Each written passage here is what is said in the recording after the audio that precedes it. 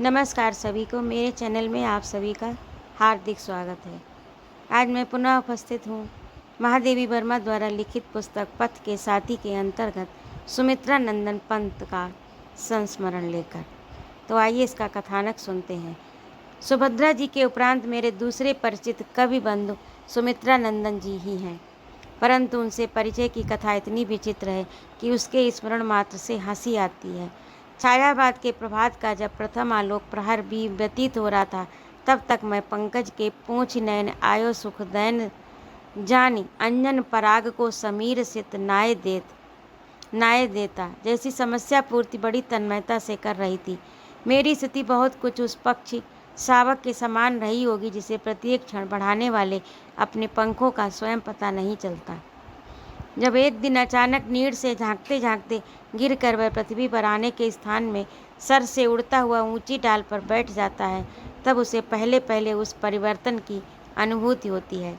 समस्या पूर्ति में तो बचपन में ही ठोक पीट कर वैद्यराज बना दी गई थी। खड़ी बोली की तुकबंदी मुझे वातावरण के अनायास प्राप्त हो गई, पर दोनों से भिन्न जो एक भाव जगत मेरे भीतर रेखा रेखा करके बन रहा था, उसके प्रति तब तक न मेरी जिज्ञासा थी न बोध। मैं लिखती हूँ यह संभवतः कोई न जान पाता यदि सुभद्रा जी ने पता न लगा लिया होता, और उनको पता चल जाने के उपरांत किसी ने भी छिपाना संभव नहीं था, किसी से भी छिपाना संभव नहीं था। उस समय प्रयाग में क्रॉथ वेस्ट गर्ल्स कॉलेज का विशेष महत्व था। यदि किसी छात्रा को परीक्षा में उच्च स्थान मिलता तो उसका क्रॉथ वेस्ट की विद्यार्थिनी होना स्वाभाविक था। यदि कोई वाद विवाद की प्रतियोगिता में विशेष स्थान पाती तो उसका क्रॉथ वेस्ट में होना अनिवार्य था। यदि कोई कवि सम्मेलन में पुरस्कार प्राप्त करती तो उसका भी क्रॉथ वेस्ट के संबंध होना आवश्यक था। क्रॉथ वेस्ट से संबंध होना आवश्यक था। संस्था के मंत्री स्वर्गीय श्री जसवंत राय जी के निश्चल वात्सल्य से स्निग्ध और आचार्य कृष्णाबाई तुलास्कर के सात्विकपन से उज्ज्वल वातावरण ने हम सबको विशालतम परिवार का समभाव और लघुतम की रेख देख एक साथ दे डाली थी, जिसमें जो गुण अवगुण था वह ना उपेक्षित रह पाता था, ना अनदेखा। ऐसे वातावरण में जब सुभद्रा जी ने मेरी तुकबंदी रचने की विशेषता की घोषणा कर दी, तब उनके जाने के उपरांत कवि सम्मेलनों में सम्मिलित होने का भार अयाचित मेरे सिर पर आ पड़ा। और सत्य तो यह है कि यह भार तब मुझे दुर्वह भी नहीं लगता था। मैं पढ़ने में अच्छी थी और मुझे परीक्षा में अच्छा स्थान और छात्रवृत्ति मिलती रही, पर पाठ्य पुस्तकों के प्रति मेरा घोर विराग ही रहता था। इंटर तक पहुंच जाने पर भी परीक्षा के दिनों में मुझे पुस्तकों के साथ बांध रखने के लिए आचार्य सुधालता जी को प्रलोभन देना पड़ता था कि 3 घंटे बैठ कर पढ़ने के बाद आइसक्रीम मिलेगी। ग्रीष्म की उस दोपहर के सुनसान में मेरी दृष्टि पुस्तक के पृष्ठ और घड़ी की सुई के बीच में दौड़ लगाती रहती, और 4 के अंक पर सुई के पहुंचते ही वे मुझे पुस्तकों के बंडल के साथ अपने दरवाजे पर पाती, और तब आइसक्रीम पाने के उपरांत मैं प्रायः उस बंडल को दूसरे दिन के लिए वहीं सुरक्षित रख आती थी। कभी कभी इतने प्रयत्न से पढ़ा हुआ भी व्यर्थ ही जाता था, क्योंकि जब प्रथम प्रश्न पत्र की तैयारी करके जाती तब द्वितीय सामने आता, और जब तृतीय के लिए प्रस्तुति होती तब पता चलता कि तृतीय आने वाला है। ऐसी स्थिति में कवि सम्मेलनों के प्रति मेरा विशेष अनुराग स्वाभाविक हो गया। तो आश्चर्य नहीं, ऐसे कवि सम्मेलनों का प्राय छात्रावासों या शिक्षा संस्थाओं के तत्वाधान में किसी वयोवृद्ध कवि की अध्यक्षता में आयोजित होते थे, और उनमें से पूर्व निश्चित समस्याओं की पूर्तियाँ और विषयों पर रचित कविताएं सुनाई जाती थीं। उत्तम पूर्तियाँ और रचनाओं को पदक और पुस्तकों से पुरस्कृत किया जाता था। हिंदू बोर्डिंग हाउस में श्री हरिओत जी की अध्यक्षता में आयोजित ऐसे ही एक कवि सम्मेलन में हम लोग आहूत थे। मैंने निर्दिष्ट समस्याओं की पूर्ति भी की थी और निश्चित विषयों पर कविताएं भी लिखी थीं। उस समय तक मैं कवि सम्मेलनों में उपस्थित होकर कई पदक प्राप्त कर चुकी थी, अतः बहुत गंभीर मुद्रा बनाकर कुछ सहयोगिनी छात्राओं और अध्यापिकाओं के साथ मंच के एक ओर उदासीन थी। एक ओर समासीन थी। अचानक दूसरी ओर बैठे हुए छात्रों और अध्यापकों के परुषाकार समूह में कुल हलचल सी मच गई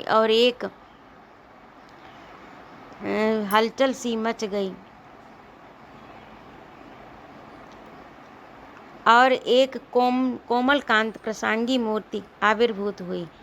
आकंठ अवगुंठित करती हुई हल्की पीताभ सी चादर कंधों पर लहराते हुए कुछ सुनहले से केस, तीखे नक्श और गौरवर्ण के समीप पहुंचा हुआ गेहुआ रंग, सरल दृष्टि की सीमा बनाने के लिए लिखी हुई सी भवें, खींचे हुए से होंठ, कोमल पतली उंगलियां वाले सुकुमार हाथ, ये सब देखकर मुझे ही नहीं मेरी अन्य संगिनियों को भी भ्रम होना स्वाभाविक था। पर हम सब ये देख विस्मित हो गए कि वह मूर्ति हमारी ओर न आकर उन्हीं के ए में प्रतिष्ठित हो गई, और जो उससे आकार प्रकार में उतने ही भिन्न जान पड़ते थे जितनी क्षीण तरल जल रेखा से विशाल कठोर पाषाण खंड। 8 बजे हमें अपने छात्रावास लौट आना था, अतः मैं अपनी कविता सुना भर सकी और सुमित्रा नंदन जी की कविता सुनने का सुयोग उस दिन मुझे मिलते मिलते रह गया। उन दिनों नवीन भाव को नवीन शब्दावली में बांधने वाली कुछ रचनाएं श्री नंदिनी के नाम से प्रकाशित हुई थीं। उन रचनाओं के अनेक व्यक्तियों के मन में किसी विशेष प्रतिभा संपन्न नवीन कवित्री के आगमन का विश्वास उत्पन्न हो गया था। संभवतः सुभद्रा जी भी इस संबंध में अनजान थी, अन्यथा मुझे इतने अधिक भ्रम में न रहना पड़ता। अंत में कई वर्षों के बाद डॉक्टर धीरेन्द्र वर्मा ने अपने विवाह के अवसर पर मुझसे अपने कवि मित्र सुमित्रा नंदन जी का परिचय कराया। तब मुझे अपने भ्रम पर इतनी हंसी आई कि मैं शिष्टाचार के प्रदर्शन के लिए वहाँ खड़ी न रह सकी। सुमित्रा नंदन जी हिमालय के पुत्र हैं, पर उन्हें देखकर न उन्नत हिम शिखरों का स्मरण आता है, न ऊंचे गिरिसजक प्रहरी जैसे देवदारू याद आते हैं, और न सभीत करने वाले गहरे गर्त की ओर ध्यान जाता है, और न उच्च श्रृंखल गर्जन भरे निर्झर स्मृति में उदय होते हैं। वे उस प्रशांत छोटी झील से समानता रखते हैं जो अपने चारों ओर खड़े शिखरों देवदारुओं की गगनचुंबी ऊंचाइयों को अपने हृदय में प्रतिबिंबित कर उसे धरती के बराबर कर देती हैं, गहरे गर्तों को अपने जल से सम कर देती हैं और उच्छृंखल निर्झर के पैरों के नीचे तरल आंचल बिछाकर उसे गिरने चोट खाने से बचा लेती हैं। उनका जन्म स्थान कौसानी मानो पूर्वांचल का सुंदर हृदय है, जहाँ हिम श्रेणियाँ रजत वर्णमाला में लिखे सौंदर्य के उज्ज्वल पृष्ठ के समान घुली रहती हैं। उस कत्यूर घाटी के बीच में खड़े होकर जब हम एक ओर हिमदुकूलिनी चोटियों को और दूसरी ओर चीड़ देवदारुओं को हरितमा से अवगुंठित कौसानी को देखते हैं, तब हमें ऐसा जान पड़ता है कि मानो हिम शिखरों की उज्ज्वल रेखाओं ने कौसानी के सौंदर्य की कथा लिखी है और कौसानी ने अपने मरकज अंचल में हिमानी का छंद आंका है। ऐसे ही प्रकृति के उज्ज्वल हरित अंचल में सुमित्रा नंदन जी ने जब आंखें खोली तो उनकी जन्मदात्री की पलकें चिर निद्रा में मुद चुकी थीं। भाइयों में छोटे होने के कारण और जन्म के साथ मातृहीन हो जाने के कारण उन्हें सबसे प्यार दुलार पाने का अधिकार मिल गया, पर पौधे के स्वस्थ विकास के लिए आवश्यक धरती के समान ही जीवन के स्वाभाविक विकास के लिए माता की स्थिति है। उसके अभाव में दूसरे से जो स्नेह प्राप्त होता है उसमें अरे बेचारा मातृहीन है का भाव अनजाने की घुल मिल जाता है, और ये दया भाव दूध में कांजी के समान स्नेह का स्वाद ही दूसरा कर देता है। क्योंकि स्नेह सब कुछ सह सकता है, केवल दया का भार नहीं सह सकता। ऐसे स्नेह पर पलने वाले बालक बड़े होकर सबसे अधिक सहृदय हो सकते हैं, परंतु सबसे अधिक अस्वाभाविकता भी उन्हीं के पल्ले पड़ती है। सुमित्रा नंदन जी के मन का संकोच, उनकी अंतर्मुखी वृत्तियाँ तथा उनके असाधारण बालकपन की उपज है।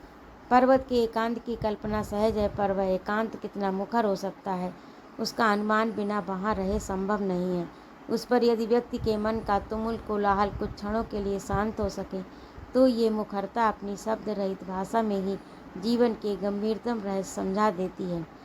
हिमालय की उपत्यकाओं में जहाँ तहाँ घरौंदे जैसे घर बनाकर बसा हुआ मानव प्रकृति की विराटता के सामने छोटा लगने लगता है, फिर वहाँ नगर के समान एक स्थान पर जनसमूह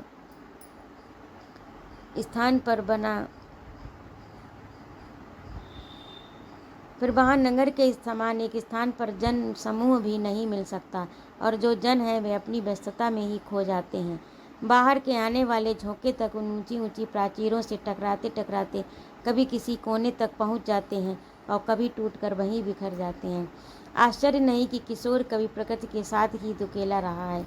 उसे झरनों नदियों के में लाश दिखाई पड़ा, पक्षियों भ्रमरों में संगीत सुनाई दिया, फलों कलियों में हंसी की अनुभूति हुई, प्रभात का सोना मिला, रात में रजत राशि प्राप्त हुई, पर कदाचित हंसने रोने वाला हृदय इस भूल भुलैया भरी चित्रशाला में खोया रहा।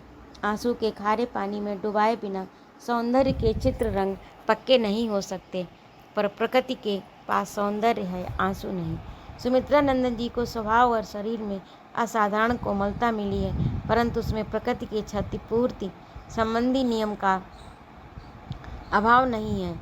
स्वभाव को मान जीवन के अनेक उतार चढ़ाव और सम विषम परिस्थितियों से संघर्ष करना पड़ता है, और शरीर को न जाने कितने रोगों से जूझना पड़ा है। पर जिस नियम से आज के वैज्ञानिक ने मकड़ी के कोमल जीने तंत्र में न टूटने वाली दृढ़ता का पता लगा लिया, उसी नियम के अनुसार सुमित्रा नंद जी के सुकुमार शरीर पर कोमल प्रकृति में सब अग्नि परीक्षाएं पार कर ली हैं, और यदि परीक्षा के अंत में परीक्षित वस्तु कुछ और बन जावे तो उसका मूल्यांकन भी बदल जाता है। सुवर्ण परीक्षित होकर अधिक दीप्तमय सुवर्ण ही रहे, तभी उसकी परीक्षा उसे अधिक महार्घता दे सकती है। सुमित्रा नंदन जी का स्वभाव उदार आज भी कोमल है, और शरीर आज भी सुकुमार है। अनुभवों ने इस कोमलता और सुकुमारता को पर एक आर्द्रता का पानी ही फेरा है। जिस प्रकार आकाश की ऊंचाई से गिरने वाला जल किसलयों और फूलों पर स्वच्छता के अतिरिक्त और कोई चिन्ह नहीं छोड़ता, उसी प्रकार संघर्षों से अपने जीवन पर अपनी रुक्षता और कठोरता का इतिहास नहीं लिखा है। जब वे तीसरी कक्षा के बाल विद्यार्थी थे, तभी उन्हें अपने गोसाई दत्त नाम की कवित्वहीनता खरने लगी। सुमित्रा नंदन जैसा श्रुति मधुर नाम अपने लिए खोज लेने वाली उनकी असाधारण बुद्धि ने जीवन और साहित्य के अनेक क्षेत्रों में अपनी सृजनशीलता का परिचय दिया है। वेशभूषा, रहन सहन से लेकर सूक्ष्म भाव और चिंतन तक सब कुछ उसके स्पर्श मात्र से असाधारणतया पाता रहा है। जीवन में प्रत्यक्ष पार्थिव से अव्यक्त सूक्ष्म तक ऐसा कुछ नहीं है जिसकी उपेक्षा से मनुष्य को सार तत्व प्राप्त हो सके। इस सिद्धांत को जितनी पूर्ण कसौटी सुमित्रा नंदन जी के जीवन में मिली, उतनी अन्यत्र नहीं।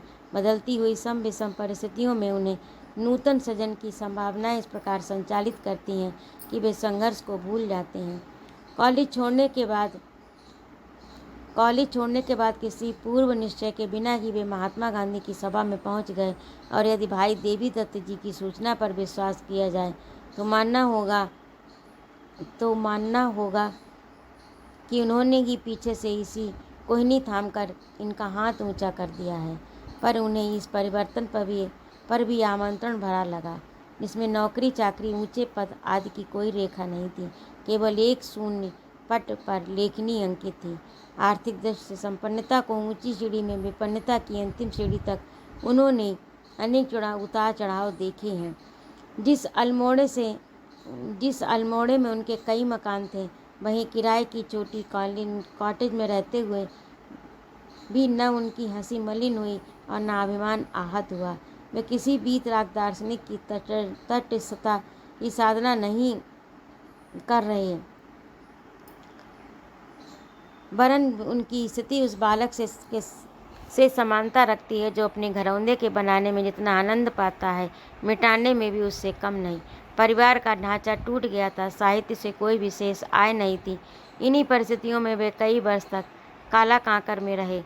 उन्हें क्षेत्र संन्यास का अर्थ समझने के लिए जाकर मैंने उन्हें जिस उत्साह भरी स्थिति में पाया, उसने मेरे प्रश्न को उत्तर बना दिया। टीले पर बनी अपनी स्कूटी का नक्षत्र नाम रखकर वे किसी नवीन सृजन की विधा का अनुसरण करने लगे। ग्रामीणों के कौतूहल और नागरिकों की हंसी सहकर भी अपने जिन केसों में हर घुमाव पर उनका ध्यान रहता था, एक दिन उन्हीं को काट फेंकना भी उनके लिए सहज हो गया। लंबी अलकों को काट काट कर हाफ पैंट और कमीज में प्रसादित छड़ी की मूठ अंगुलियों में दबाए जब वे मेरे यहाँ पहुँचे, तब मुझे ये समझते देर नहीं लगी कि उन्हें कोई नया क्षितिज मिल गया है। ग्राम्य युगवाणी आदमियों ने अपनी सद्य प्राप्त यथार्थ भूमि की संभावनाओं को स्वर चित्रित करने का प्रयत्न किया। आज फिर वे अपने लंबे गंगा यमुनी केसों को लहराते हुए चिर परिचित कवि रूप में उपस्थित हैं। इसका अर्थ है कि उनकी अनंत सृजन संभावना का कोई त्यौहार निकट है। उनके लक्ष्य खोजी मन के निरंतर सरसंधान में उनके समान कोई दूसरा योद्धा भी होना चाहिए। उनके लक्ष्य खोजी मन के निरंतर सरसंधान में उनका सुकुमार शरीर थक जाता है तो आश्चर्य नहीं। लंबी अस्वस्थताएं उसी ओर संकेत करती हैं। एक बार वे क्षय के संदेह में बहुत दिनों तक स्वर्गीय डॉक्टर नीलांबर जोशी के पास भरतपुर में रहे। कई बार टाइफाइड से पीड़ित होकर जीवन मृत्यु की संधि में पड़े रहे, पर उनके मन और शरीर दोनों ने अपनी अपनी सीमा में जिस इस्पाती तत्व का परिचय दिया है, वह पराजय नहीं मानता। व्यवहार में वे अत्यंत शिष्ट, मधुरभाषी और विनोदी हैं। उनकी कोई बात किसी को किसी तरह चोट न पहुंचा दे, इसका वे इतना ध्यान रखते हैं कि श्रोता सचमुच चोट की कल्पना करने लगे तो अस्वाभाविक चोट की कल्पना ही कहा जाएगा और उसे अस्वाभाविक भी माना जाएगा। कभी पुत्र परिवार का सबसे बेकार अंग माना जाता है। सुमित्रा नंदन जी ने कमाऊ सपूत बनकर सबके ललाट का लांछन धो डाला है। परिग्रह की दृष्टि से वे चिर कुमार सभा के आजीवन अध्यक्ष हो सकते हैं। आरंभ में उनकी गृहस्थी के लिए परिस्थितियां बाधक रहीं और अब जब परिस्थितियों ने अनुकूलता दिखाई, तब उनकी मानसिक संततियों की अनंतता ने उनका मार्ग रोक लिया। अच्छा है कि घने लहरे रेशम के बाल धरा है सिर पर, मैंने देवी तुम्हारा ये स्वर्गिक उपहार, कहकर उन्होंने अपनी भावी गृहिणी को मुक्ति दी। इस उदारता के लिए उन्हें इस अलक्ष्य गृहिणी की ओर से सब महिलाओं को साधुवाद देना उचित है। जिसके सारे पैसे मन का साथ शरीर भी नहीं दे पाता, उसके पीछे बेचारी गृहिणी कैसे दौड़ पाती। ऐसे चिर सृजनशील कलाकार चिर कुमार देवर्षि नारद की कोटि के होते हैं, जिनकी गृहस्थी बसने के क्षण में स्वयं भगवान तक बाधक बन बैठे थे। आधुनिक युग साहित्यकार की चरम शक्ति परीक्षा का काल रहा है। संघर्ष की इन झंझा ने विशाल जहाज़ों को तट पर ही पछाड़ कर तोड़ डाला, ऊंचे ऊंचे साल वृक्षों को झकझोर कर धराशात कर दिया, और हमें जो सबसे कोमल सुकुमार साथी था, उसके लिए सबकी चिंता स्वाभाविक ही कही जाएगी। पर आंधी के थमने पर हमने देखा कि लचीले बेंत के समान झुककर उन्होंने तूफान को अपने ऊपर से बह जाने दिया है, और जब वे नए प्रभात के अभिनंदन के लिए उन्मुख खड़े हैं। सुमित्रा नंदन जी की हंसी पर श्रम बिंदुओं को बादल नहीं घिरा हुआ है, वरन श्रम बिंदुओं के बादल के दोनों छोरों को जोड़ता हुआ उनकी हंसी का इंद्रधनुष उदय हुआ है। तो ये था आज का कथानक। आप लोगों को कैसा लगा कमेंट करके अवश्य बताइएगा, और यदि आपको मेरा कहानी सुनाना अच्छा लगता हो तो कृपया मेरे चैनल को सब्सक्राइब भी करिए, शेयर करिए और मुझे सपोर्ट करिए। सुनने के लिए बहुत बहुत धन्यवाद। जय माँ भारती।